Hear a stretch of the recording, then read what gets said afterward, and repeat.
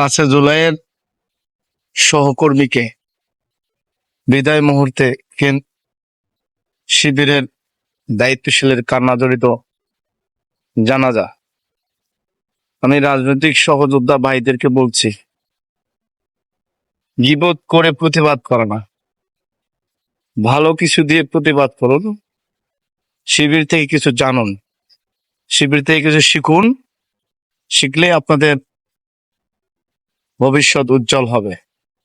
শিবির বাংলার শ্রেষ্ঠ বীর, তার নাম হচ্ছে শিবির। এই শিবিরকে দেখুন, যেখানে যাবেন সেখানে শিবিরের কর্মকাণ্ডকে আপনারা গ্রহণ করবেন, আপনারাও শিবিরের মতো হয়ে যাবেন। শুধু শিবিরের বদনাম বললেই হবে না, কেউ মন খারাপ করবেন না। শুধু আপনাদেরকে এতটুকুই কথা, আপনাদেরকে শিবিরের কার্যক্রমগুলোকে লক্ষ্য করার পরামর্শ। শিবির বাংলার শ্রেষ্ঠ বীর, তার নাম হচ্ছে শিবির। এই শিবিরকে দেখুন, যেখানে যাবেন সেখানে শিবিরের কর্মকাণ্ডকে